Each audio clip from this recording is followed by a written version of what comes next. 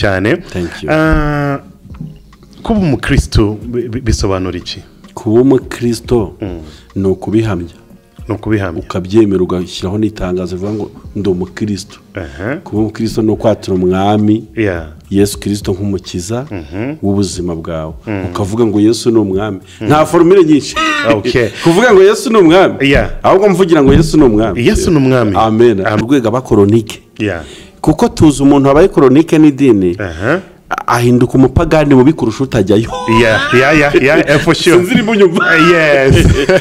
Kuko ubu ndabizi ko ndamutse mvuze itorero runaka kuri kamera abantu bose barisengeramo bavuga ati ntiwumva sha umwana wacu ko kabisa azi gusobanura ibyacu neza. Bigateza n'ishyari ku bandi tudasengana.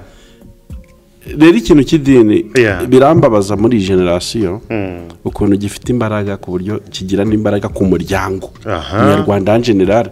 Ukumva ngo umwana wa bagiti usengera muri Kiliziya Gatolika ntabwo agoye gushyingiranwa n'umwadeperi.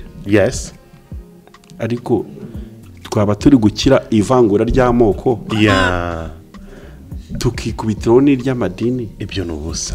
Rwose nta bantu bari positive bakwiye kuba bameze gutyo. Ni ubusa ngo sinasengera hariya sinarongora umukobwa cyangwa umwana w'umusiramu ababyeyi bakavuga ngo wowe ni gute ujye kurongorwa n'umukafiri. Ikintu gituma abantu babana ni urukundo. For sure.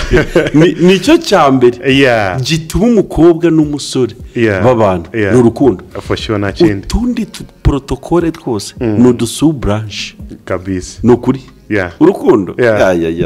Mane rero ko nsengera muri ADPR dushobora kunyoriyanta ku mwisilamukazi maze bigacamo ugashiduka rwamfasha mukabana neza kurusha nawe mu ADPR mugenzi wawe ndetse amahoro.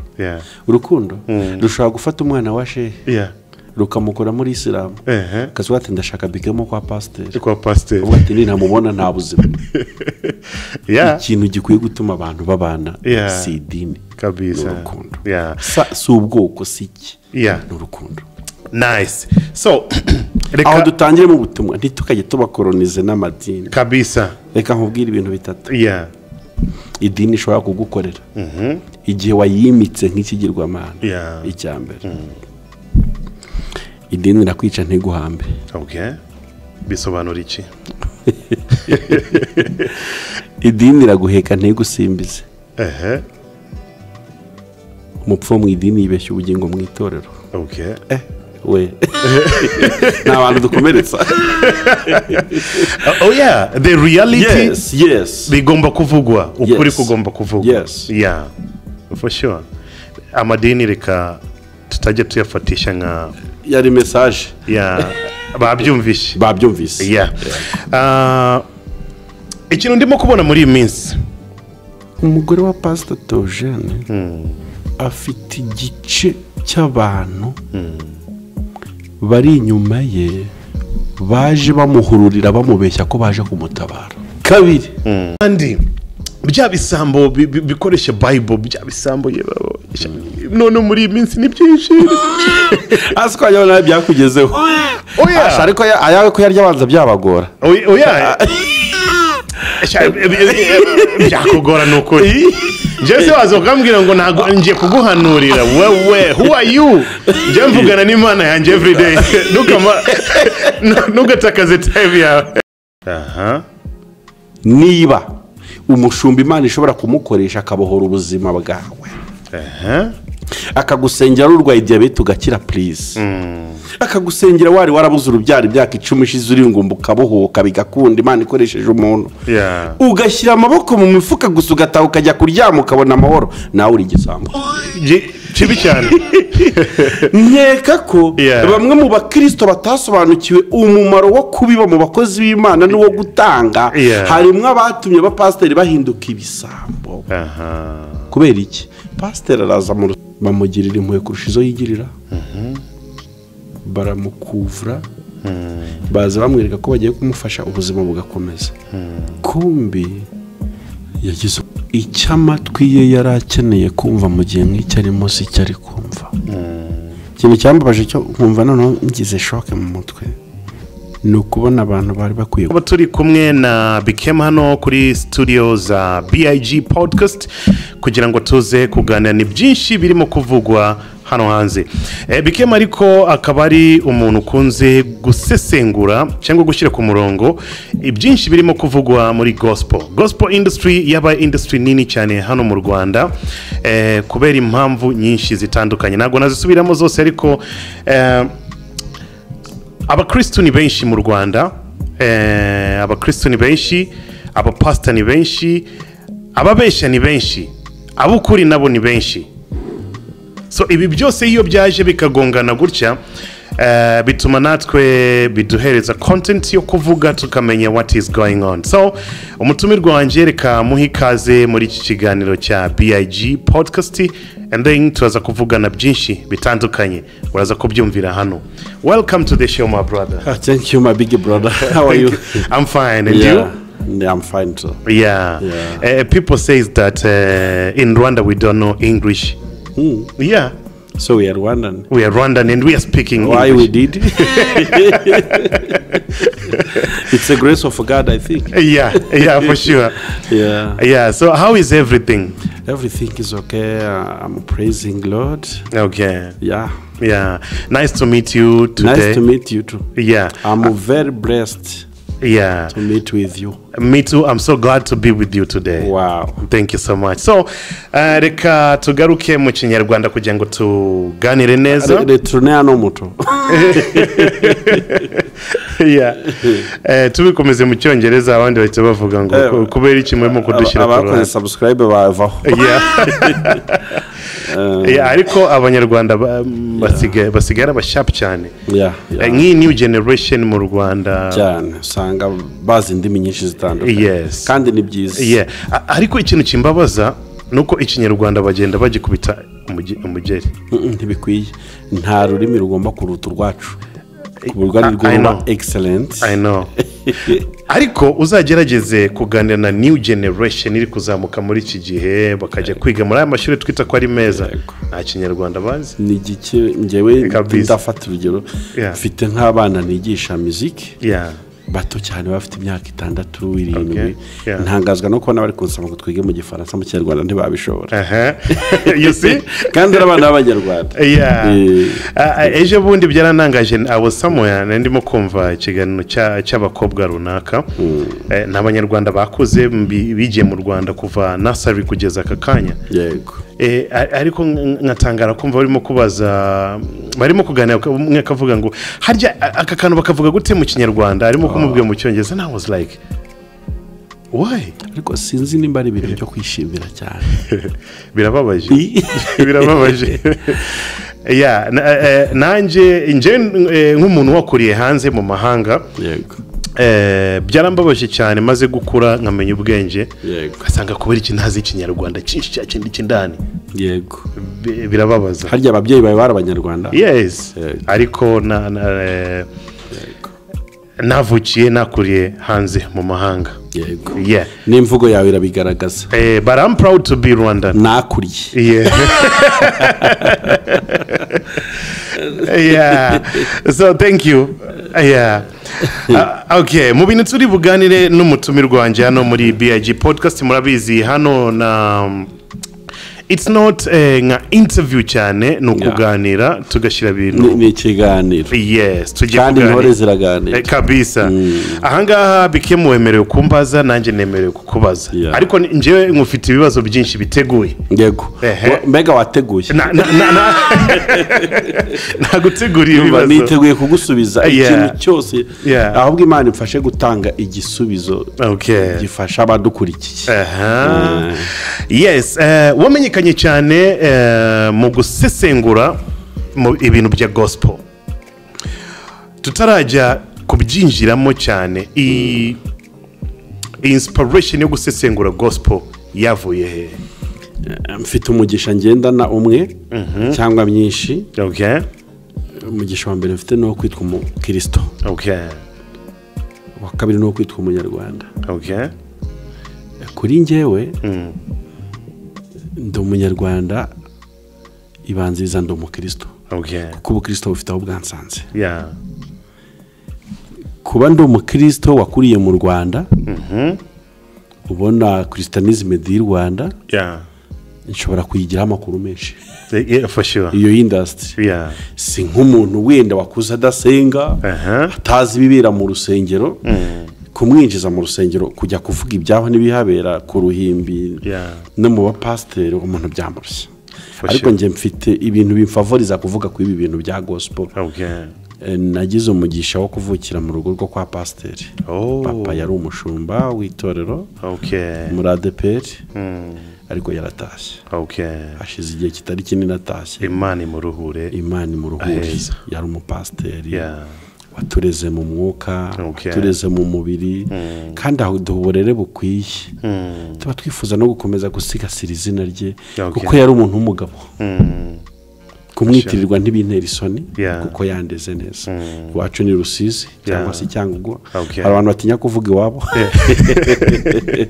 ndi umwana w'Irusizi indani hari ebana kamembe kabisa nkorera umurimo w'Imana igihurwe rero kuri ADPR ndasuhuza n'abantu badukurikiye bari hari Icyangugu cyangwa muri kareka Rusizi na Nyamasheke naho ngaho nakuriye bityo rero kubwa amakuru nakuze y'ibintu mbona byatumye ngera kuri social media ndaguka kuko narebaga icyanyinjije no mu busesenguzi nkuko mbajije nkunda gukora ibiganiro bitandukanye kuri Evangélisez le Monde TV ni ikinyamakuru kiri mu rurimi rw'igifaransa kuko dukorera mu Bufaransa mu mujyi wa Strasbourg ndetse na hano i Remera muri Kigali ariko amakuru dutambutse naho ikinyarwanda tubwira iyo public nyinshi dufite ko dufite n'ishami ry'igifaransa yitwa Evangélisez le Monde TV en français turateganya kubyagura cyane ejo bundi zuma dushyizeho n'igishinwa ariko still ni gospel naho hantu mba n'ubundi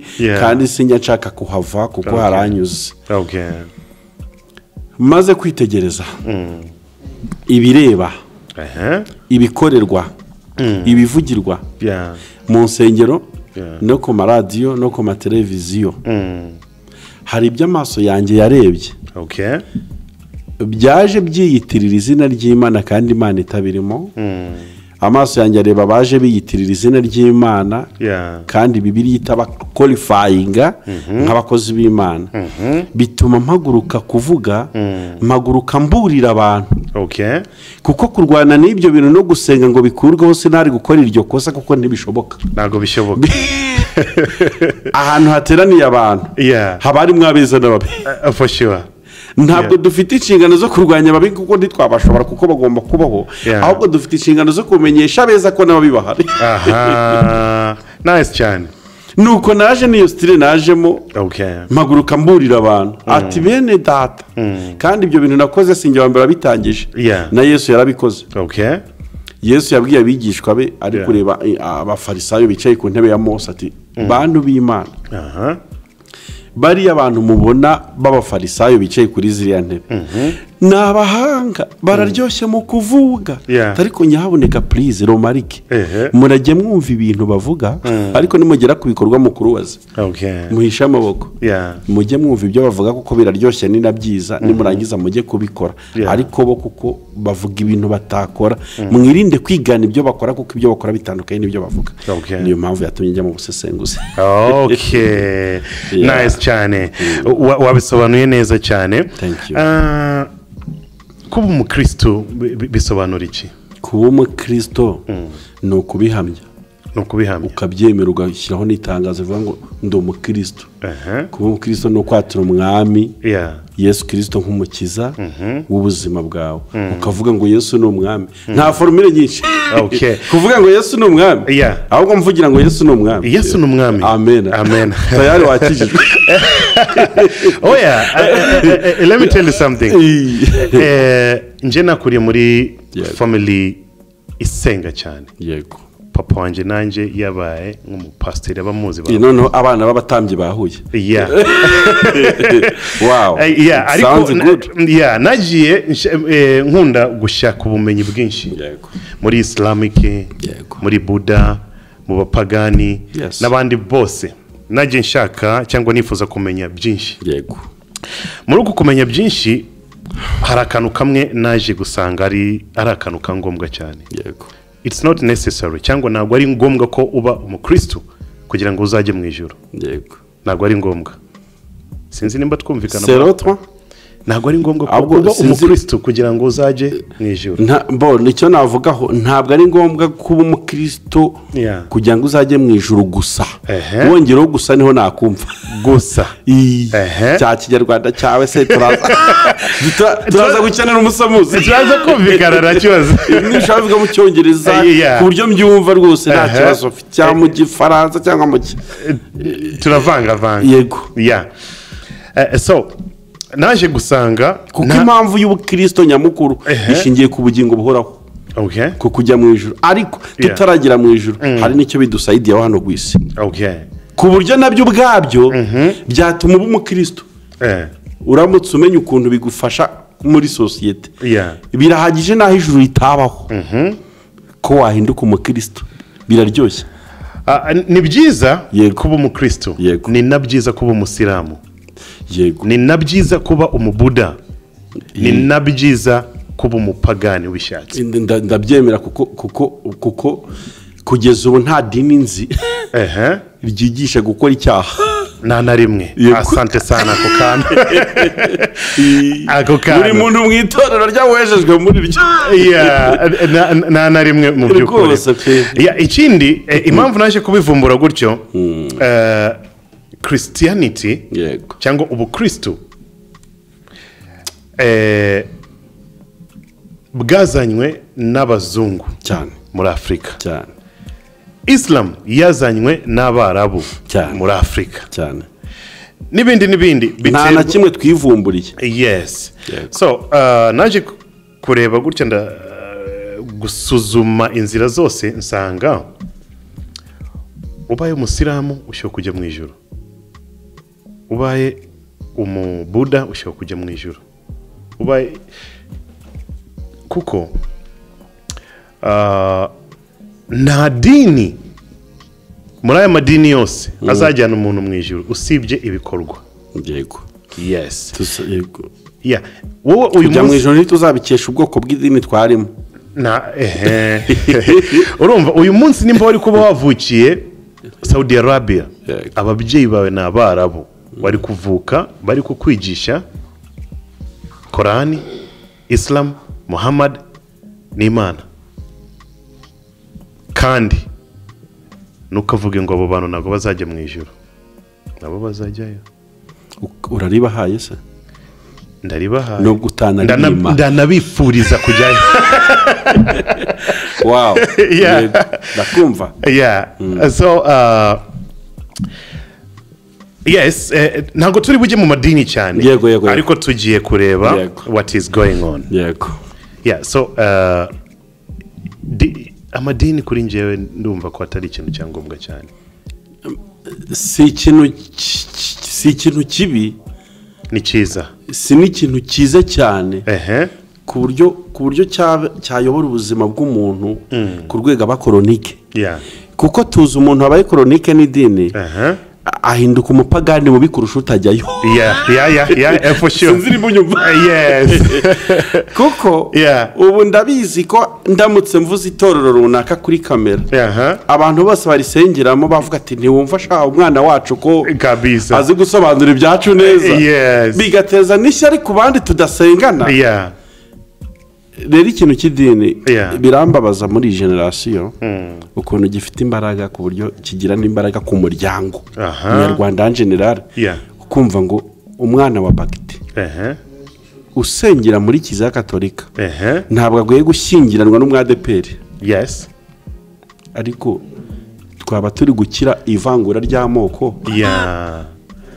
Tukikubitiraho n'iry'amadini. Ibyo nubusa. Nubusa rwose. Abantu bari positive bakwiye kuba bameze gutyo. Nubusa. Ngo sinasengera hariya sinarongora cyangwa umwana w'umusilamu ababyeyi bakavuga ngo wowe ni gute ujye kurongorwa n'umukafiri. Ikintu gituma abantu babana n'urukundo. For sure. Nicyo cyambere. Gituma umukobwa n'umusore babana n'urukundo. For sure nta kindi. Utundi protokole twose no dusu branch kabisa. Nukuri. Urukundo. Man, ntari bakora insengera muri ADPR. dushobora kunyoriyanta ku mwisilamukazi maze bigacamo mugashiduka rwamfasha mukabana neza kurusha nawe mu adeperi mugenzi wawe ndetse amahoro urukundo rushobora gufata umwana wa shehe rukamukora muri isilamu kazuba ati ndashaka Bikem kwa pasiteri ubu ati nintamubona nta buzima ikintu gikwiye gutuma abantu babana si idini kabisa urukundo si ubwoko si iki ni urukundo nice so aho dutangire mu butumwa ntitukajye tubakoronize n'amadini kabisa reka nkubwire ibintu bitatu idini ishobora kugukorera igihe wayimitse nk'ikigirwamana icya mbere idini irakwica ntiguhambe bisobanura iki idini iraguheka ntigusimbize umupfu mu idini yibeshya ubugingo mu itorero we nta bantu dukomeretsa the reality bigomba kuvugwa ukuri kugomba kuvugwa for sure amadini reka tutajya tuyafatisha nka yari message babyumvishe ikintu ndimo kubona muri iyi minsi abantu benshi ntabwo bashaka kujya mu nsengero turagaruka hahandi muri new generation ntabwo bashaka kumenya ibyo ngibyo bya Christianity Islam barakubwira ngo tubaho gutya kandi ugasanga n'aba babyeyi b'iki gihe ntabwo basunika abana babo mu nsengero mu misigiti n'ibiki ugasanga niyo life cyangwa uramusunika ejo bakakubwira ngo wambabariye se nzajya mbishatse ariko aya mashuri asanzwe aya ngaya sigiye ya primaire ya secondaire sigiye ishuri ryiza niri kutagiye ku ishuri ikiboko kwiga education idini byo aya madini kandi arafasha urumva ikintu kuri idini rirafasha rwose amadini yose arafasha kuko atwigisha kugabanya cyangwa kureka ibyaha cyane rwose ariko imyaka 50 iri imbere insengero zizafunga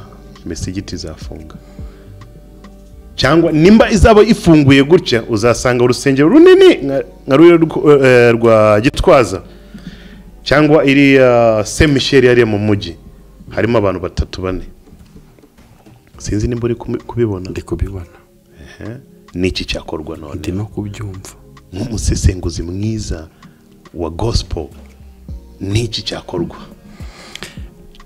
ikintu Kristo akeneye suka amadini agwiza abanyamadini benshi ariko abakizwa bakaba benshi thank you so much turimo turajyana tuzajyana no mu ijoro ndi kukubona uri kumva abanyamadini twiga ubutumwa bwiza budusanga hari ikosa rishobora kuba ryarakozwe rikomeye abapasiteri benshi babwirije ubutumwa bwiza bafite intego yo kugira ngo babone abayoboke benshi kuruta kugwiza abakristo benshi b'ukuri ku buryo iyo winjiye mu rusengero ugasanga hateranira abantu 10,000 uvuga ko umupasiteri yahiriwe aho ngaho no sinzi niba turi kumwe for sure kuko ndabyibuka abantu bategaga indege bakajya kwa Pastor Joshua Nigeria ngo hari abantu benshi bitangaza niyo biri gukorerwa ese mu Rwanda muri Kenya Tanzania i Burundi hano hafi na abantu bafite imbaraga za nyazo umusaruro ukomeye w'urusengero cyangwa w'itorero ntabwo ari uko rikubita abantu rikuzura ahubwo nuko wasangamo abantu byibura 3 bahindutse bagasa nka Kristo mu mvugo no mu ngiro for sure baba Kristo nyakuri noneho kubera ko abantu benshi mu gihe cyashize cyane mu myaka myinshi babwirije ubutumwa bwiza batari gutuma ubutumwa ngo butumwe icyo bwatumwe ku bantu b'Imana ahubwo bakabutumiramo ubwabo butumwa icyo gihe Yesu Kristo abahindutse icyo bita interamvugo mu Kinyarwanda ni impamvu yo kuvuga kwabo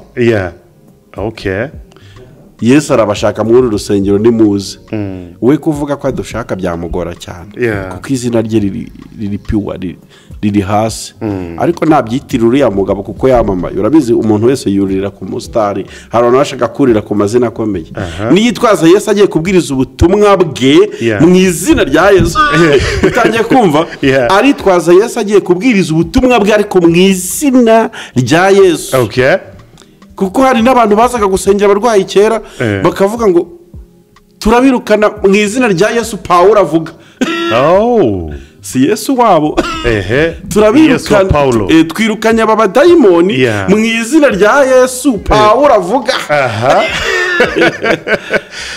nabo bakabarondora ati none se Pawulo ko tumuzi na Yesu tukaba tumuzi mwe muri bande nguko ukuntu gospel yubatswe bibyara ikibazo none ubu abantu batangiye kujijuka no kumenya ukuri kuko tugeze mu gihe igihugu gifite urubyiruko ruryoshye rutyaye rusesengura rujya kuri Google rukora ubushakashatsi kuri Christianisme tukamenya ukuri n'amateka ya gikristo si kera baturagiraga batubeshyaga ibyo batubwiye bakamenya bari kutudigita tukagenda mu murongo baduhaye ubu dushobora kwikorera ubushakashatsi tukamenya niba n'uyu Kristo yarabaye hatari ikinyoma cy'amadini tukabona amakuru y'ahantu twabikura none kubera ko ikinyoma abantu bubatse igihe kinini cyatangiye kuvumburwa byatumye benshi basobanukirwa ukuri ku buryo ubu ngubu umuntu arakizwa akamenya ko ari umukristo mwiza yaba ari n'umupagani akamenya ko ari umupagani mwiza buri wese akabimaximiza young generation rero twebwe na babagiti n'abandi n'abari abatoya kuri twebwe turi hano kugira ngo duhindure ibyanze guhinduka turi hano kugira ngo duhindure ayo mateka y'ikinyoma abantu bamaze imyaka myinshi bubatseho reka nkwereke kubera ubujiji abantu bari bafite mu myaka yashize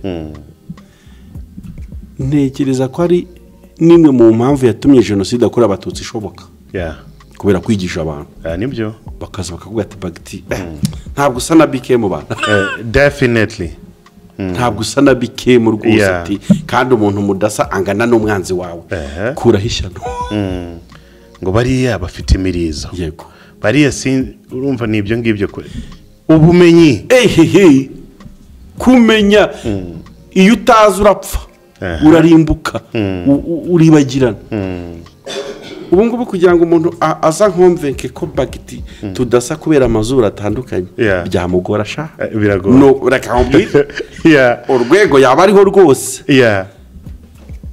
byagora umuntu kugira ngo afate abana b'abanyarwanda nkatwe muri iyi generation turimo thank you so much muri iyi generation turimo ngo yongera tubeshye ngo yongera dushuki avuga ngo uri umuhutu ngo uri umututsi wowe uri umutwa ngo kandi abatutsi ntibadukunda ngo n'abahutu ntibakunda abatutsi byagorana cyane ayo mateka yo kutamenya y'ubwo bugoryi n'ubujiji yarasibanganye kabisa kubera turi abanyabwenge turi gukora ubushakashatsi twamenye ko turemye mu ishusho y'Imana twese dusa n'Imana tuzi ko wanga mwene se ari umwicanyi ubwo rero niyo mpamvu urubyiruko rw'u Rwanda ndusaba dushyiremo agatege kugira tugeze igihugu cyacu ahantu twifuza ibindi byose ni amateka for sure yego thank you so much wamenyekanye cyane mu busesenguzi buvuga ngo ibisambo byibisha Bibiliya basi hari ibyo wacakiye se ibi bisambo ni ibihe hari ibyo reka ndaza kubivuga mu kanya ibisambo rwabyo nazina ndi buvuge ndaza kubitaho byonyine biraza kwimenya ibyibwe abantu bamenya aho byibwe asante Sara ariko sasa reka twinjire muri ibi ngibi ibi bisambo ni ibihe impamvu wahise wataka cyane muri ibi bintu thank you so much a good question iyo tuvuze ngo ibisambo byibisha Bibiliya ni abantu bose batuma ijambo ry'Imana gukora icyo bo bashaka ariko ijambo ry'Imana ridashaka je vais te donner des exemples typiques umuntu ashobora guterura Bibiliya muri Bibiliya harimo inkuru nyinshi zitandukanye z'ahantu Yesu yagiye akorera ibitangaza. Harimo inkuru nyinshi z'abantu Imana yagiye irengera ikabatabara. Kandi izo ngabire n'izo mpano hari abantu b'Imana bazihawe ku buryo ushobora kuza bagita rwayo ukamusengera agakira agahita atanga n'ubuhamya abaye muzima akize. Kandi izo mpano Imana izitanga yazitanze ku buntu. Yego. Nta peri d'offre yabayeho, nta n'ikiguzi. Uwemeye wese kubyakira yarabihawe. Ariko twese ntitwabihawe. Ngiye mfite ibyo nahawe byanjye. Shobora kuba narawe impano yo kwigisha ijambo ry'Imana, nawe ugahabwa impano yo gusengera abarwayi ngo bakire. Noneho bamwe mu bahawe izo mpano barazibonye, bo bazibyaza umusaruro mu bundi buryo. Ku buryo aza kandi koko akaba afite impano yo gusenga bikaba byaba. Kavuga ati harya bagiti urwaye diyabete. Yego. Atuyimaranye imyaka ingahe? Ati imyaka ibahe 10. Twarivuje ati byaranze maze kuzengura ibitaro byose. Atoke. Reka dufanye diro. Ufite miliyoni 5. Byatangiye kuba byagiye ku meza, byagiye kuri table y'ubucuruzi aho. Ufite miliyoni 5 nk'igitambo Imana. Ngusengera ukire. Yesu ngiyo yagiraga ku barwayi, yagiraga ikiganza utya. Yabarambika ikiganza. Nta kiguzi. Ageze kuri wa murwayi wari umaze imyaka 38. Bagirana ikiganiro. Ati kuri hano, terega ndi hano nyine simfite umuntu unjugunyamo hano ngo nyira ati nazo ntufite umuntu yabonetse stand up and go. Yes. As simple as that. Yego. Ko hano mbona byakomeye mwatarambuye sezerera abantu batahe dore ibyo kurya byashize. Nta muntu mwabona ufite udufi n'utugati aratubura abantu bararya. Free service. Hari abahawe izo mpano ahari batekereza ko Yesu yarinjije. Kuki Yesu atacuruje ibi bintu tikatwe tukwereke. Wowe uraza kubaza bagiti ikibazo cye cya diabete, umubwira ngo ugomba kuma miliyoni 5. Nsengera icyo kintu cyawe kiveho. Wabuze miliyoni 2 zo kwivuza mu Buhinde baguciye. None ukubitanye n'umuntu witiriwe izina ry'Imana, Imana itanga ku buntu. Aho kugira ngo agufashe mu butwari yahawe n'Imana, aguciye amafaranga ya ruta yo mu Buhinde baguciye. Kandi Imana ari inyembabazi n'inyebuntu. Icyo gihe uzi ikintu ukoze icyambere, uwo muntu ntabwo ashobora kuzongera kuvugana n'umupastor ari we wese. Agize igikomere, sibyo? Hari ikiganiro nshaka gutangiza mu iyi minsi kivuga ngo ibikomere byo mu rusengero. Uwo muntu icyambere arakomeretse, usa n'ufunze imiryango y'urusengero, nta rusengero na rumwe ashobora kwinjiramo. Dufite abantu babaye ibikuta, babaye bariyeri z'abantu binjira mu rusengero bati no kubera ibintu tuzi bikorerwa mu rusengero ntabwo dushobora kwinjiramo. Ukabona umuntu arigisha inyigisho zose zigana ku mafaranga, zigana ku maturo, kandi Yesu Kristo ajya kuva mu isi yadusigiye misi yimwe, mugende mu mahanga yose mabwiriza y'ubutumwa bwiza abemera muzababatize. Ubundi nicyo cyagakwiye kutwicaza ku mateleviziyo no ku maradiyo, nicyo cyagatumye dutegura ibiterane byo hanze tujya mu misozi. Ibindi byose utundi tuntu twose two kurya, two kwambara, amazu yo kubamo, ubundi inzu yo kubamo n'ibyo kurya n'ibyo kunywa ntabwo ari icyifuzo cyo mu Kristo. Ni inshingano z'Imana. Imana ifite inshingano zo kutugaburira no kutwambika. Tutakoze tugomba gukora, tugomba gukoresha ubwenge yaduhaye, ariko ntabwo dukwiye kubaho dusengera ibyo kurya n'ibyo kunywa. Ni ibintu twari twarahawe ku buntu, zari inshingano z'Imana, none byaduhindukiye umuvumo. Ubu turya tuvunitse kubera amakosa ya Adamu na Eva. Yatugizeho ingaruka. Ntabwo ari ubuzima turimo ubona no kuba wicaye kuri iyo kamera kuri mikrofone uyu munsi uhangayikishwa n'icyo urya. Ntabwo ariyo yari natire y'Imana ikuremo. Turi mu gihano. Cyagihe babajije Yesu, watwigishije gusenga, yabigishije gute? Nimusenga yahise abigisha nyine. Mujye ngo data wa twese uri mu ijuru, ubwa izina ryawe ryubahwe, ubwami bwawe buse, uduhe ibyo kurya byacu by'uyu munsi. Sawa. aho twashinga urumambo aho ngaho ntabwo mva ko iryo sengesho ry'ibyo kurya riba rikwiye ibyo kurya byacu by'uyu munsi wongera ako kantu ko kuvuga ngo by'uyu munsi uduhe ibyo kurya by'uyu munsi ariko ni isengesho risaba iki risaba ibyo kurya umura ndi kukumva rwose ahantu urimo urerekeza paraporo na speech nari ntagiye kuvuga ririya sengesho ryasenzwe mu isezerano rishya Bibiliya igira isezerano rishya igira n'isezerano rya kera mu isezerano rya kera nta muntu wari uroburije gusengera ibyo kurya twagiye gusengera ibyo kurya kubera igihano cy'Imana hariyo umuntu ngo ikamubwira ngo muzajya murya mwiyushya kuya uri kumva twari tugenewe kuba muri Edeni turya imbuto nk'uko Adamu na Eva bari bamenye bagisabana n'Imana kurya barushye banabisabye byabahindukiye umuvumo kubera icyaha nicyo cyaduteje umuro wose ubuzima tubamo wa mugabo we uzarya wiyushya kuya wa mugore we uzajya ubyara uribwa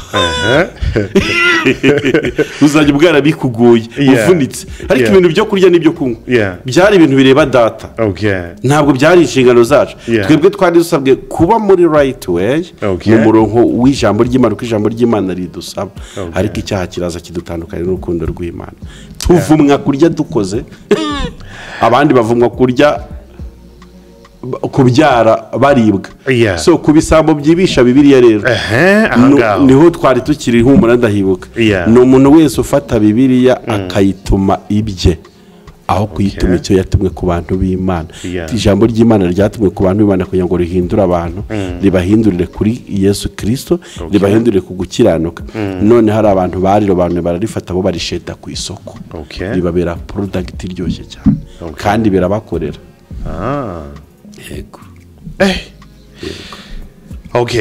wamanga strategies eshanu bakoresha ibi bisambo bikoresha kugira ngo byibe abantu bikoresheje Bible ndamutse ntanze strategies nyinshi wenda ndaza kuvugamo imwe nabameze nk'uburi kwakorera marketing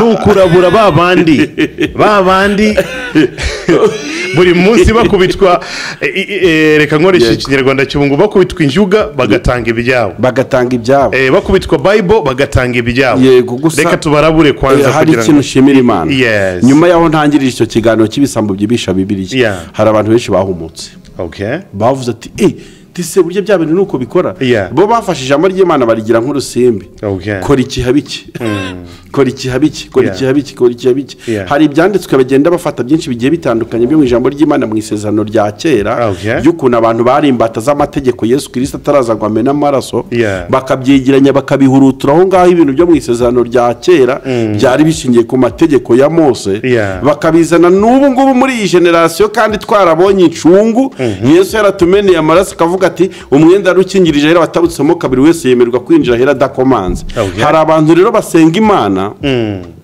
bazi ko bafite umwihariko runaka ku Mana ku buryo bashaka ko natwe tuyisenga tubaciyeho nk'aho iyo dusenga ari muri umuna wiyabo ku buryo ashaka ko twinjira ku Mana tumunyuzeho kandi Yesu Kristo niwe nzira wenyine y'ukuri n'ubugingo ngo ntawe ujya kwa data atamujyanye rero ushobora kumva ikizabakubwira mu byo warumbajije ushobora kumva uganire n'umuhanuzi cyangwa n'umupasiteri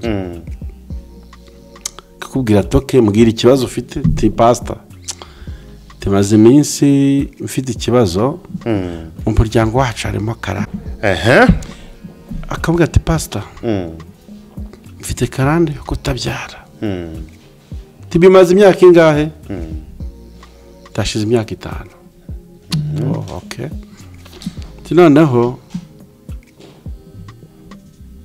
usange muri office saa 8 turwane n'uwo mwuka turwane n'iki umwuka akajya muri Bibiliya harimo icyanditswe cy'umuhanuzi Elisa ngo wigeze usengera umwana wari upfuye Bibiliya avuga ngo yamwobarayeho yego ngo umunwa ku wundi urugingo umunwa ku wundi none akakimusomera oh my god ati niko mada inkuru za Elisa urazizi ati ndazizi tiryama koraho n'imyenda kandi ibyo bintu ndagira ngo nkwibutse ko ari kubikoresha ijambo riri muri Bible ijambo ry'Imana tiryama akajya asoma uko asomye ati Elisa umugaragu w'Imana yubareye ku mwana wari upfuye aramusengera akavuga ati ryama mpiminwa bigituza turi gukurikiza icyanditswe ukabona asambanirije umugore w'abandi mu kiswe deliverance. Oh my god. Aho kugira ngo umugore abohoke agatahana ibiziriko bikubye ibyo yari afite nk'ishuri. Imagine. Kandi uwo muntu ndagira ngo nkwibutse ko yagiye kureba umuntu witwa ngo ni umukozi w'Imana. Yizera. Yego. Yizera. Imagine. Pastor. Yeah. Kamubwira ati wa mubyeyi we rero kugira ngo byare. Ndagufasha. Daho umupira warengeye. Niho urengurirwa. Is this real gospel? Imagine. Uwo muntu ntiyambara karuvate? Yeah. Ntiyambara n'ikote? Neza cyane. Ntafata na Bibiliya ku cyumweru? Nini cyane. He seems to be a pastor but not really. Yeah. Ni kwizina. Yeah. Ejo bundi Gitwaza yabise inzererezi. Aba bajura. Yego. Très bien. Yeah. Abo bajura urakoze kongera nibijura bibi cyane urakoze kongera hako ingenda byanga cyane bajura ibyo bisambo byibisha bibira byitirira izina ry'Imana bikora ibindi bintu amatorero ya Gikristo adakora ariko bakarabantu bakabikora kugira ngo bashimishe imitima y'abantu. Gitwaza aravuze ngo izo ni inzererezi bare bamubajije kubijyanye n'ama divorce ibitse ko ari amatorero asezeranya abantu bakoze divorce bibiri ukabona ntibyemera abandi ukabona mwebwe murashaka kubyemera biterwa n'iki. Gitwaza bwatumva twebwe turaba pastor turi benshi ariko hari abagizwe aba pastor na ba bagiti kuko baje kuri kamera bakabita aba pastor runaka bagiti yakuvuga kuri big tone ati pastor ugataha wumva uri we pastor you are no longer a pastor ni bagiti gusa waguhinduye pastor bagiti arimika no way mikrofoni n'umuntu wa bagiti kuko ashobora gukora ikintu kikererwa n'abantu 100 aragushyira hano nubona wambaye karuvate nziza watebeje wambaye n'ikote bagiti ati mutumishi wa Mungu uraho umushumba ati uraho pastor bagiti arimika na n'umunsi n'umwe sesa bagita selection abakozi b'Imana bagita arakwita bishop arakwita pastor ugatamva ko abaye pastor isi yose yatangira kuguhamagara nka pastor bakagira ngo uri we ku buryo umuntu agiye kureba apotre Gitwaza akavuga ati pastor turatwite dusezeranye pata twakoze divorce wenda akavuga ati mubanze mwihane akumva biri kubagora arajya gushaka zanzerereze babandi bagiti yimitse kuri kamera avuga ati pastor ko nje dushaka kubana n'uyu muntu nakoze divorce n'abagore batatu uyu n'uwa kane ndagira ngo dufashe dusezeranye ati leta mpesa ati shira $500 hano mbibakorere nta kibazo nayo kugura umuriro w'itorero no guhemba bakubura urusengero muri abana b'Imana sinabajugunya nimuze tubasezeranye yes inzererezi zirabikora urwo n'urugero dufatiye kuri Gitwaza ruto bakora n'ibindi biruta ibyo bamwe banga gukora kubw'ubutumwa bwiza bwa Yesu Kristo kugira ngo batagoreka ijambo ry'Imana. Hari abanziye kubikora kuko bihaye amatitire y'ibyo batari byo abantu barangije kubabona barabitiranya ubwo rero birirwa bakubitana n'abantu buzuye intege nke banze gukizwa neza banze kugendera mu murongo w'amatorero ya Gikristo bago tujye handi babyoroshye bagaje gushaka facilitation chap bakabagwaye service abandi batagu kubera iki bambaye ishusho yo kwera ariko bihakana imbaraga zako. Niko Paulo yabwiye Timoteyo aramubwira ati mon frère yemerera amasome iby'ijambo ry'Imana byo dukwiye kubivuga uko biri tutagize icyo twongereyeho cyangwa ngo tugire ikintu tugabanyaho. Timoteyo 3:1-5 kamasome rwose ni hafi cyane. Timoteyo 3:1-5 urwandiko Paulo yandikiye Timoteyo ibice bitatu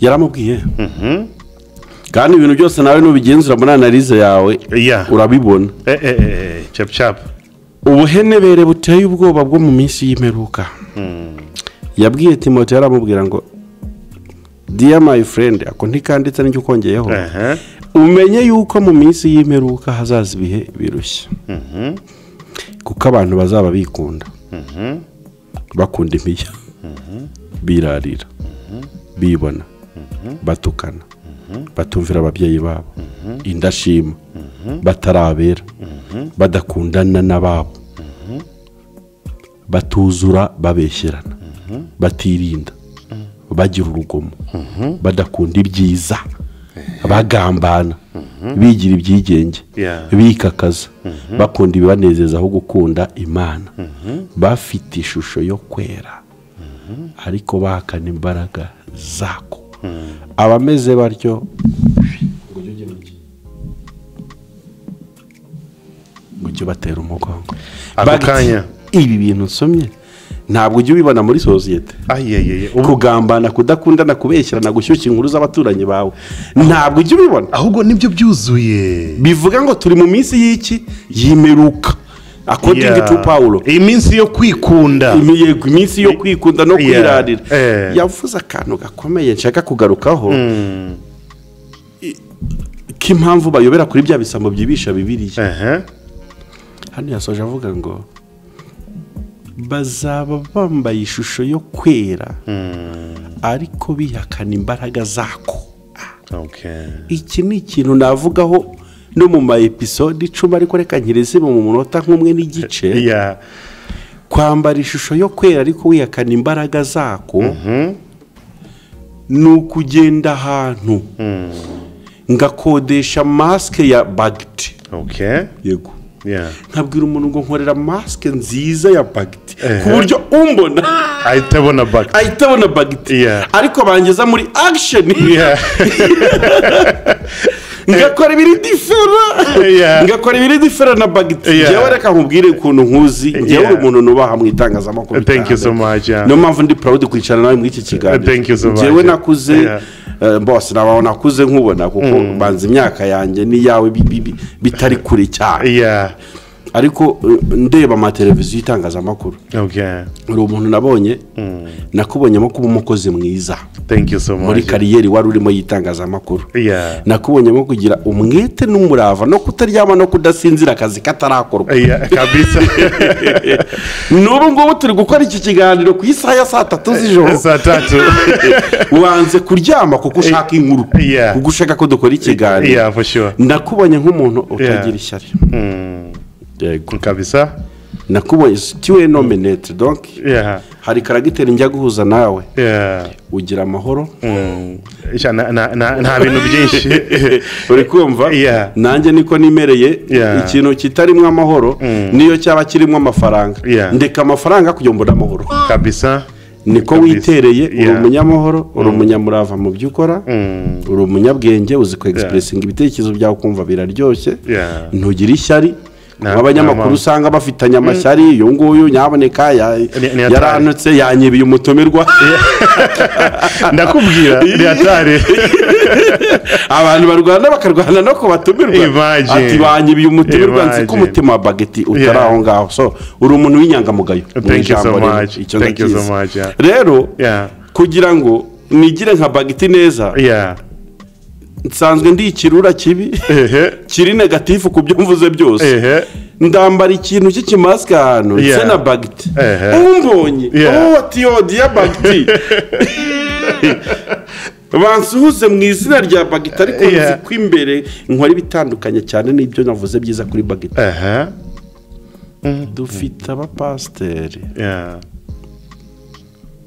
bafashe izina rya Yesu bararyiyorosa kugira ngo barikoreremo amakosa kabisa ku buryo umubonye n'umwibishe ari kuvuga avuga ati vraiment uyu niwe pasiteri mwiza w'ukuri Yesu yavuze akantu gakomeye nakunze yaravuze ngo muzabamenyera ku mbuto zabo man ntiwumva ko mvuze imirimo yawe myiza ni nayo n'undi wese aje hano yavuga kubera ko nibyo wari umaritse kuri kamera muri sosiyete mu buhamya ufite mu bantu sindabona umuntu kuri kamera aza kukwataka agusebya avuga ngo waramuhemukiye sindabona umubyeyi uzarira kuri kamera ati akira abana ni ukuvuga ngo imbuto ubuhamya bw'umuntu nibwo bumugaragaza no kugira ngo tumenye neza ko umuntu yahindutse agasa na Kristo mu mvugo no mu ngiro nitubirwirwa nuko ntabwo tubirwirwa nuko ari umuhanga mu gusobanura iby'Imana kuko iby'Imana ushobora kubiheshwa na theology for sure ukaba uri umuhanga muri theology warasomye cyane ibya Yesu Kristo n'amateka i Yerusalemu n'i Nazareti ukaza hano ukabisobanura neza ukabikora uvuye kwiba si byose uvuye gusambanya uvuye kwiba ukabikora uvuye gusambanya umuntu agakubaza umurongo wo muri Bible ugahita uvuga ako kanya unabyutse byose bikaza Bibiliya yose ikaba iri mu mutwe ariko ikintu kizatwemeza kuri umushumba mwiza nuko tuzakubona warahindutse ugasa na Kristo mu mvugo no mu ngiro ugatangirwa ubuhamya n'umukozi wo mu rugo n'umuturanyi mudasengana kuko musengana ashobora kuguhishira akakugirira ibanga kuko nakubwiye ko idini yica ibikorwa by'umuntu nibyo bigaragaza ko yamaze guhinduka ni na gutyo nyine abantu ni ibyo bibazo byagiye bibaho muri Afurika no mu nzego zitandukanye abantu bakabeshya abandi ukabona abantu bajya mu buzima butari ubwabo niyo mpamvu Paul avuze ngo abenshi bazaba bambaye ishusho yo kwera ariko bihakana imbaraga zako bavuga ubutumwa badakora thank you so much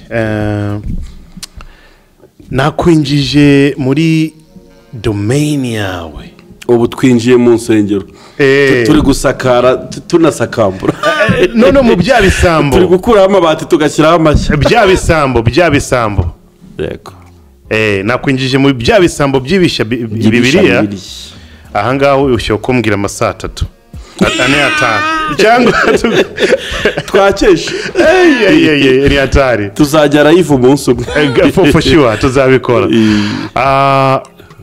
reka dufate iminota 2 yo gusoza mu bisambo turebe n'ibindi ibi bisambo mu by'ukuri hari byinshi reka menagura kandi hari abandi bakoresha inzira z'ubupfumu yego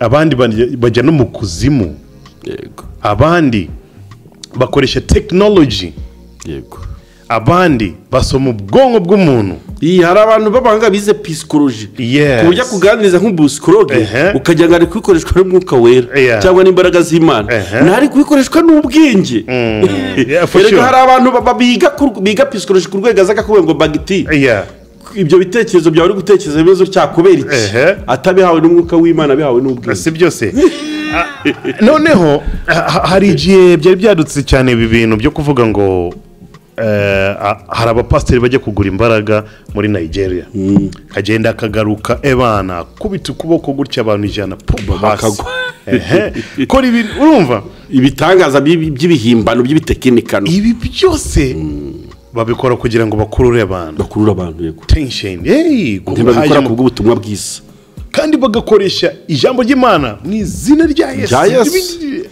umwe nakubwiye ati ko Paulo tumuzi na Yesu tukaba tumuzi mwe muri bandi bakarya inoti kandi barazirya ni nyinshi abantu bakeneye ibintu biri practical waje ufite imbagura zitaye setu imbaraga bizibikoze I don't mind akandi kantu kajya kancanga cyane muri iminsi muri cyane muri abo pasteri bari muri social media nta muntu ndi buvuga izina barabizi ngo ariko nujya no kuvuga umuntu kuri televiziyo uzabeshwa ko yaguhembeye ya publicity nta muntu tugiye kwamamaza urumva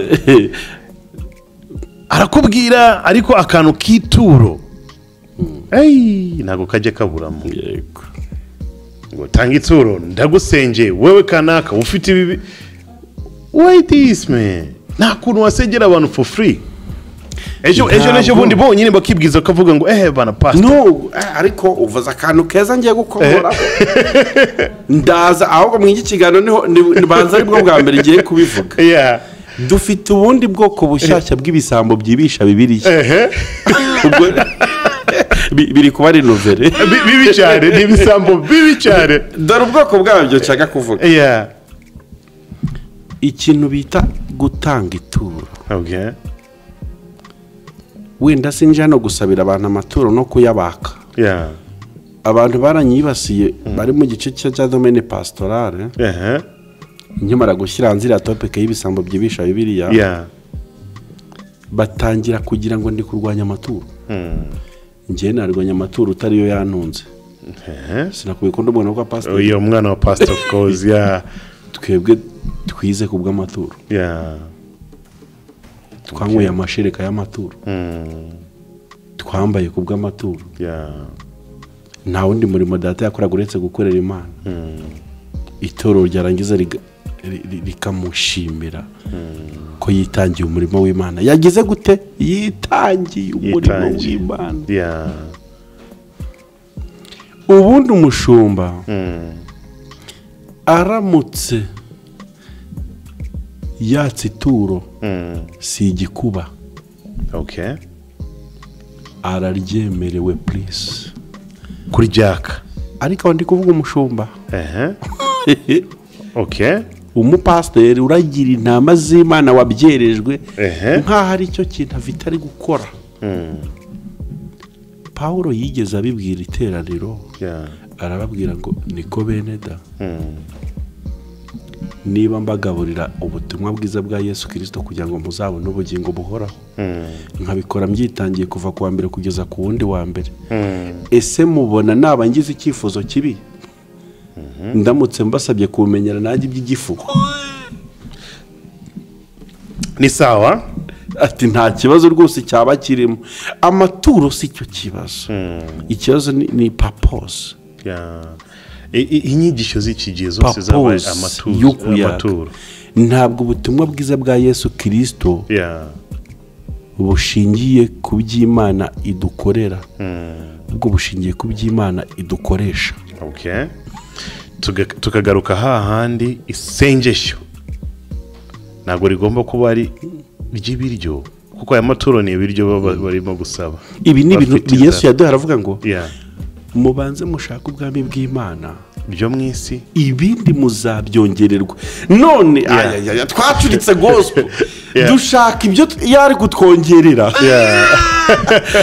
dushaka kubitunga mbere yo gutunga ubwami kandi ibyo ni ibintu berekeza ubwami urumva ikibazo cyari ukuntu gikomeye ariko ubundi reka nkubwire Bibiliya idutegeka gutanga amaturo abakristo ariko n'abapasiteri bagomba kuyatanga kuko mbere yuko bitwa abapasiteri bagakwiye kubanza ndi umukristo ikwiye kubanzira izindi titire zose kuko ushobora kuba uri umukristo mwiza ukaba uruta apotere wabyise turatoranijwe n'Imana ndabyemera sibyo papa ijana ku ijana yego so ikintu cyo gutanga amaturo ni cya 10 ni inshingano zo mu Kristo please nabivuga nabikosora njyewe iyo ndi kuganira mfata igiceri nkacyubika nkareba ikirangantego n'umubare sinjye ndi buruhande rumwe rw'igiceri niba nawe udukurikiye uri umukristo utanga amaturo ufite ikibazo nawe ubundi bwoko bushya bw'igisambo kibisha Bibiliya niba umushumba Imana ishobora kumukoresha akabohora ubuzima bwawe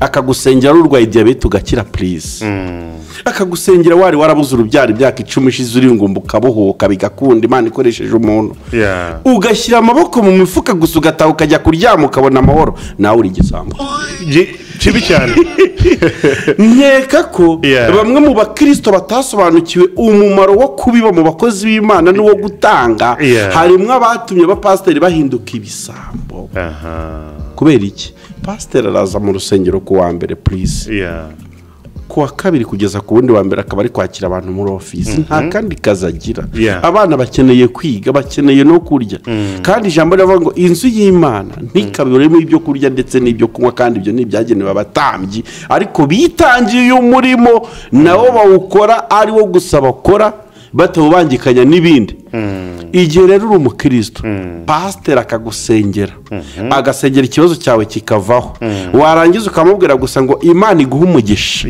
ntugire ituro na man ibyo bintu ariko niyo utabura umukristo il y a une chose qu'on appelle reconnaissance ni ibintu biri in common sense ni ibintu bisanzwe ushobora gukora ikiganiro hano kuri Big Town umuntu akambwira atoke Timana wankoze ku mutima nguhaye imodoka yes kubera iki namushimishije namukoze ku mutima naganiriye nk'intore naganiriye neza akavuga atakira miliyoni 20 bagiti naba ndi igisambo gikaze gitazwi izina ndamutse nirengagije ko hari umunsi wantije mikrofone umuntu akampa umugisha singaruke kukureba kugushimira kandi nturi umushumba nturi umupasiteri ariko I have mfite umutima wo kurekonesa neza umuntu yantije mikrofone mperewe imodoka kuri big town mfashe ko miliyoni 20 ndagotomeye ndariye nibagiye gusubira bagiti mvuga ati gwino tujyane kuri convention urya nushaka urare mu cyumba ushaka wifuza cyose ndishyura uryendaga kuko kubera reconnaissance abakristo batagira reconnaissance y'imirimo Imana yakoze ku buzima bwabo nabo nibisambo byibisha bibirya. Asante sana. Njewe ndashaka ko dusoza gutya. Ndabizi ko araza kunyata kavuga ngo bacteria imeze gute. Guys, be careful. Naba bapasteri bari kuza buri munsi cyangwa bita ngo nabakozi b'Imana mu ma social medias. Be careful. Amaturo barabarya cyane. Nje mfite nago ndi bubijemo mfite message nyinshi cyane z'abantu barimo kumbwira ngo bari abantu mukorana ikiganiro uriya kanaka please tubarize impamvu yatwibye yaturiye amafaranga igihe kinini ni nyinshi banyerekana ama proof ni nyinshi mu by'ukuri nta muntu nishaka kuvuga izina uyu munsi ndakeka ko kuva twanatangiye na muntu twavuze izina ni Bikem na bagiti na Kristo kabisa nta undi muntu kandi dukomeze gutyo nta n'umuntu turi buvuga izina ariko mwebwe please nje ndimo gusaba abantu bakurikirana ibi bintu buri munsi be careful koresha ubwenge c'est ça turimo turababurira ibisambo bya Bible iyi service ndirwa abantu ku buntu abandi bakayishyuriye for sure kwigisha abantu be careful buri muntu arashaka kuba superstar buri muntu arashaka amafaranga buri muntu arashaka so be careful. Thank you so much. Aka kantu uri kumfasha kuvuga ubutumwa. Thank you. Nzakugarura. Nukuri nzakugarura ibi bisambo tumene ibi byimba byabo ni byinshi cyane. Ibi bisambo reka tubireke gatoya. So hari timeline napanze ndabona twanayigezeho. Dusigaje iminota 3 ibintu ni byinshi. Ni atari kazi. Ibintu ni byinshi cyane.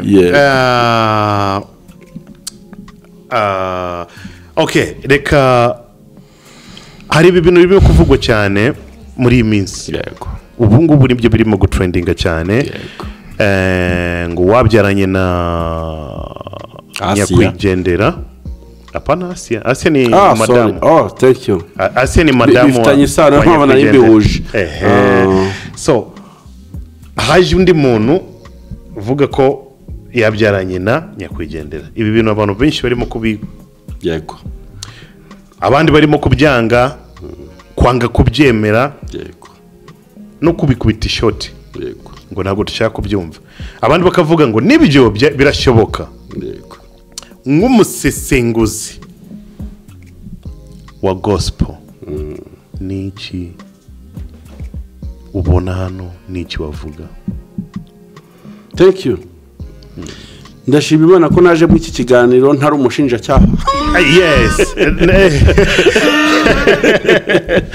Uri kumva ahubwo naje nk'umunyamakuru umusesenguzi kandi umukristo kandi utagomba kurya indimi ikibazo cyo cyose cyaba kiriho cyane icyabangamira ubutumwa bwiza bwa Yesu Kristo kuko abantu b'Imana tugomba kubakora mu rujijo tugomba kubashyira mu mucyo bakareka kurimbuka bazize kutamenya. Pastor Theogene apfa harashize iminsi 4 tugendanye muri kumwe nawe turi kumwe nawe twari tuvuye mu giterane ahantu hirya ya Kigali anzana mu modoka turatanangeza ku gipangu mu rugo turi mu urwo rugendo n'ubundi twari tugiye gukora accident ikomeye Imana ikinga akaboko buri iriya nkuru y'urupfu rwa Theogene ashobora kuba uwo munsi atarapfuye kugira ngo murokoke yego ariko ubundi rwari urupfu nari narubaze ku buryo iriya nkuru ya Pastor Theogene ubundi twari kujyana iyo bikiba gupfa icyo gihe twari kujyana stati zari kuba ziriho ripu Bikem na Pastor Chaine kabisa but kubera ko Imana arizi ko kuri iyi tariki zaba ndi kumwe na bagiti tugira icyo twigisha abanyarwanda yarandokoye kugira ngo nzaze njye nawe tuganiriza abanyarwanda mu gihe gisa nk'iki duhugura abantu nibi bisambo tubishire hanze yego rwose inkuru y'urupfu rwa Pastor Theogene niyo nkuru yanesheje umutwe ubwenge bumera nk'ubugiye nkajya ndarandira ndi umuntu w'umugabo amarira akamanuka nkihanagura ni inkuru yangoye kuyakira ni ukuri kose kandi no Imana nabuze umubyeyi njyewe mu minsi ishize nabuze papa ariwe Pastor Theogene no muze papa inkuru yarashira nkubita yo kubura papa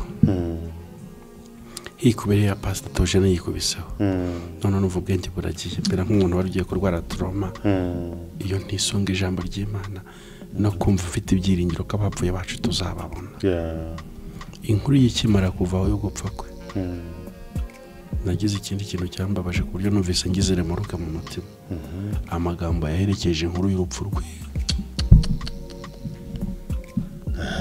mu gupfa kwa Pastor Theogene abantu benshi banyanyagiye ku ma YouTube bati Pastor arapfuye baramwivuganye yatambweho ibitambo abantu bavuga ibintu byinshi bigiye bitandukanye ibyo bivaho haza uvuga ati uriya ni mukuru wanjye ntiyamvuze mu muryango ntiyanyerekanye nawe baraje aravuze ibyo nabyo biraturiza bivaho harya hakurikiyeho iki imbere y'iki turihora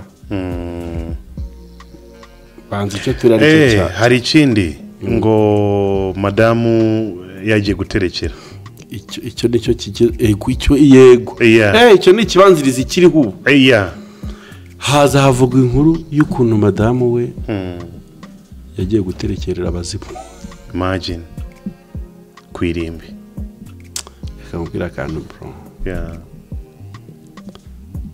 iyo ufashe mikorofone ukayitiza umuswa uba uri kumwagurira ikibuga cyo guseberaho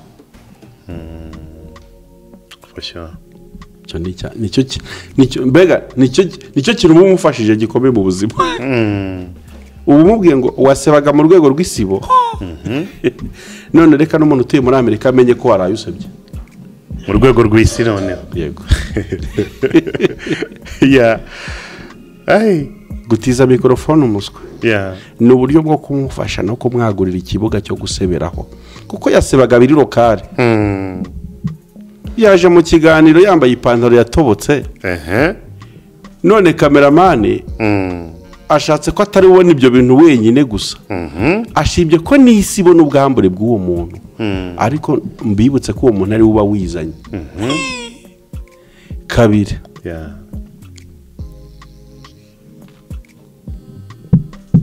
aha hantu kuri izi kamera no kuri izi mikorofone ni ahantu heza hatumye tumenya abantu abo bari bo bukuri batarazigeraho sinzi ko nakubwira ariko ni 100% yego nibyo yego hari ukuntu umuntu yari igisambo mu rwego rw'isibo none wamwaguriye abo yiba yawe igisambo mu rwego rwa international yatari bivuga ngo n'umunyamakuru wakora ibyo bintu nkana afitanye urubaza n'Imana kuba umuntu aje akavuga ati ntiza mikoro nesikoroke ukayimutiza uzi ko ari ibyo agiye gukora ariko abanyamakuru benshi bagiye babatiza mikoro bagira ngo ni abantu bazima bikarangira babatengushya abanyamakuru nyabona bakora ibiganiro byo kwicuza impamvu bakiriye umutumirwa runaka bati hari umuntu w'ikiganiro yasohoka mu kiganiro yagira hanze agakora ibintu nawe ubwawe ukararudasinzira ati ndi gutura muntu namwakira ntibirakubaho bibaho byanabayeho kenshi ukicuza n'ukuri ukicuza n'impamvu wamumenye kuki namenye uriya mupasiteri kuki namuhaye mikorofone kubera ibintu agukoreye gusa nyuma yo kuva kuri big town. Definitely. Umugore wa pastor Theogene ijambo akeneye mu gihe gisa nk'iki kintu akeneye kumva kuri social media no kuba mukunda ni ijambo rivuga ngo komera ihangane mama. Yego nta n'ikindi ni ukuri kose komera ukabibwira uramusekera we yego akabona ko hari abantu bakishimye bashobora gusekana nawe komera pole iyakire Yesu ari ku ngoma abacu twabuze tuzabasanga mu ijuru ngibyo ibintu akeneye ukamubwira ngo apure l'échec la vie continue tubuzima buri imbere ni bwiza Imana izongera igushumbushe ni ukuri kose for sure ni ukuri that is true man ariko ikiriyo cyemo gatoya nibyo bintu akeneye kumva noneho yagize umwaka umwe ngiye kukubwira umwaka cyangwa imyaka ibiri ni imyaka yego ni imyaka umugani mu bwinshi wa pluriel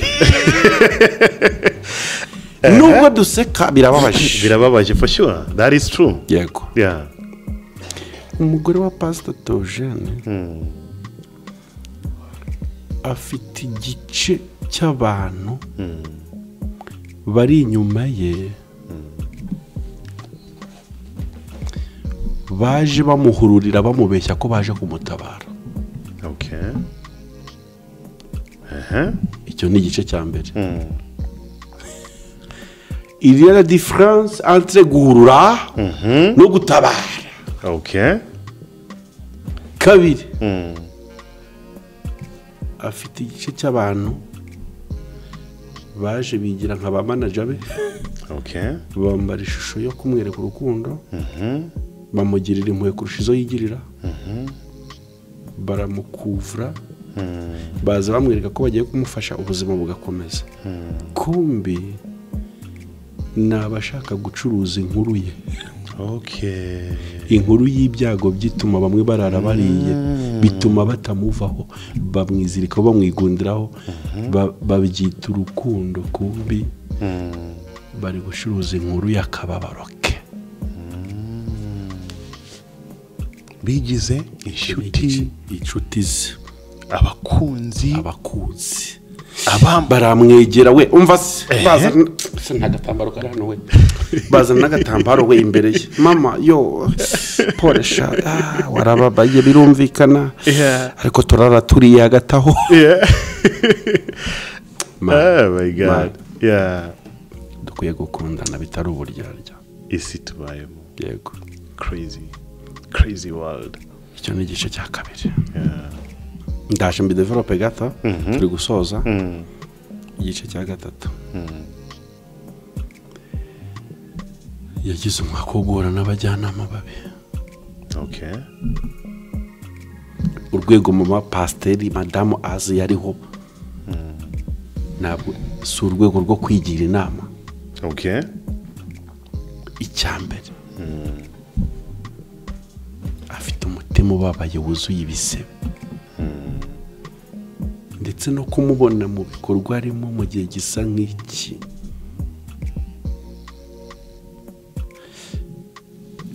byo kwibuka banza ari we muntu uhise ujya kwibuka uwe vuba. Sinzi niba wanarize icyo mvuze mu bantu nyine babura babo. Kwibuka ni byiza ni na gahunda yacu twese abantu nta nubwo ari bibi nta nubwo ari bibi bifasha n'amarangamutima yacu ariko banza ari we muntu ubikoze vuba umugabo agipfa nicyo nshatse kuvuga.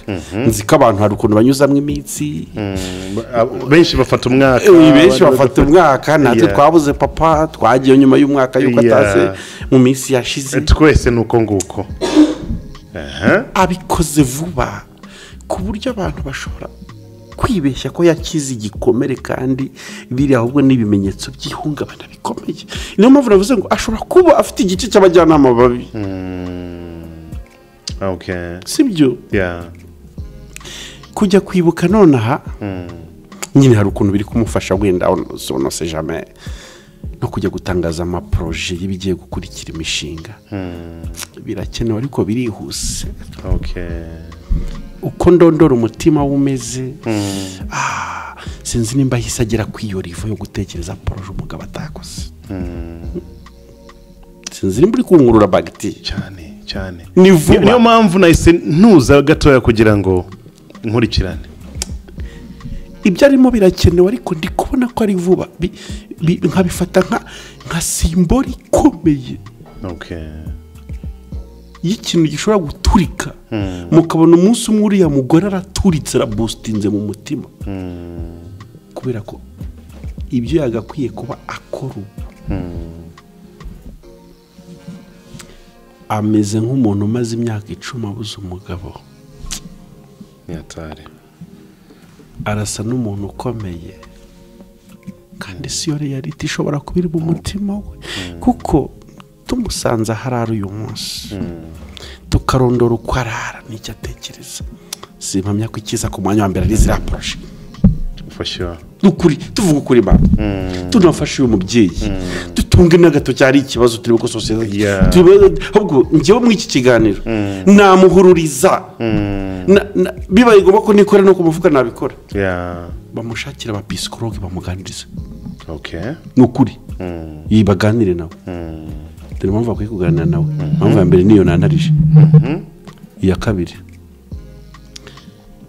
icyamatwi ye yarakeneye kumva mu gihe nk'icyo arimo si cyo ari kumva.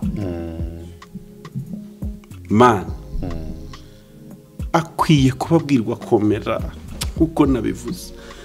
Akwiye kuba yegerwa n'abamama bari mu rwego rwe bitwaje agatambaro bamanagura amarira bamushyira mu gituza uvuga ati mama yo natwe twabuze abagabo ariko Yesu yaradukomeje ubu turi ababyeyi bahamya Kristo humura Yesu ari ku ngoma. Okay. None we ari kujya gufungura YouTube kasanga murumuna w'umugabo we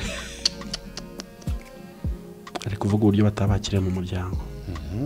Ari kujya gufungura YouTube agasanga harimo umuntu uri kwamamaza inkuru yuko icyo twe twita kwibuka nk'abanyarwanda we bigizwe guterekera abasema. Man, bagti. Are you feeling these things? Oh my gosh. Ari gufungura YouTube. Yeah.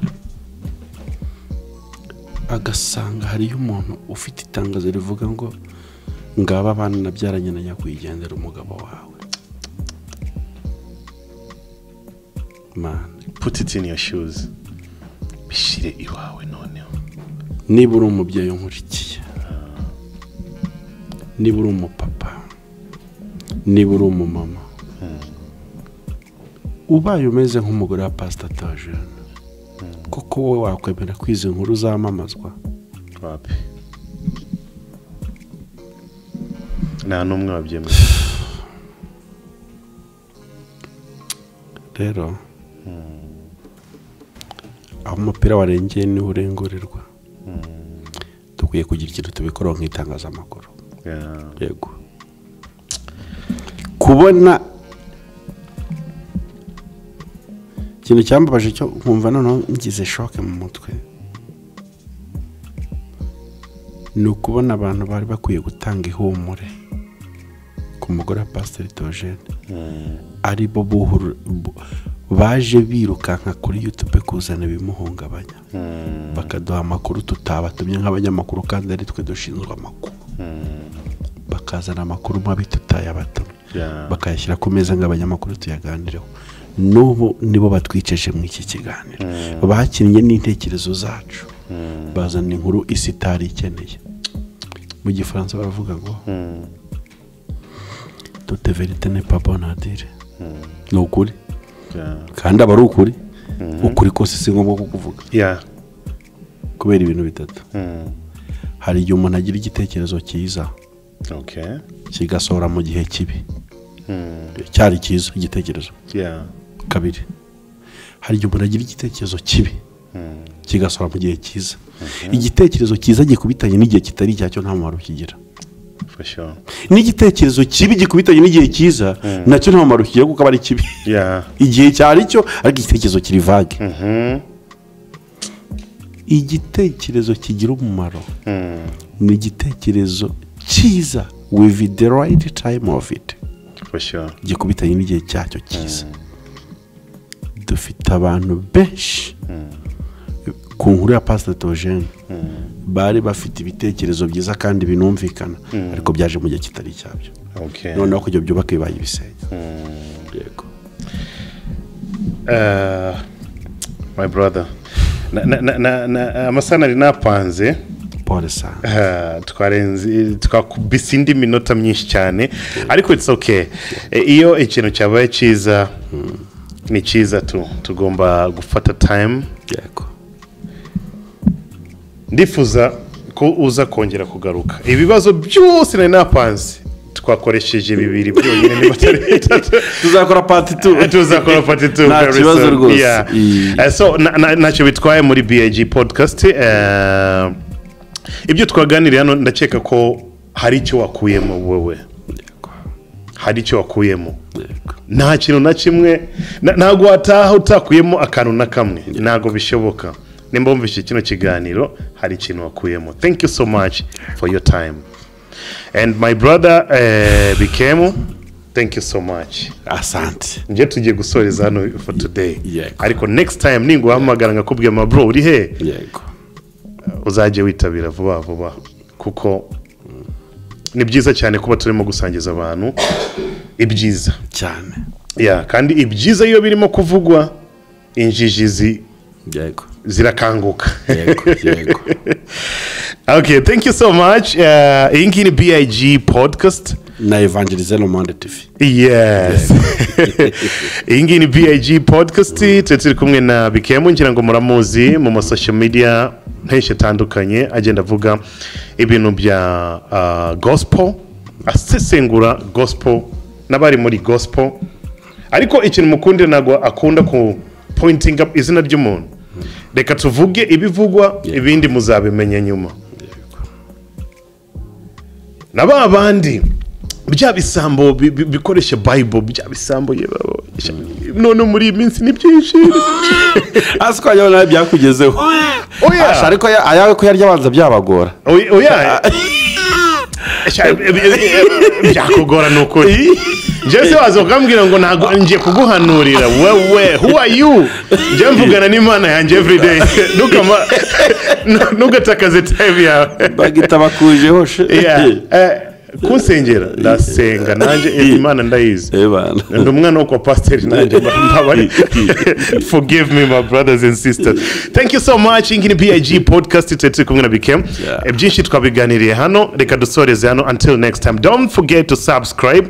Iyo kanze subscribe byinshi urabimenya kuva kuri Big Town TV. Until next time, ciao ciao. Asante. Thank you so much.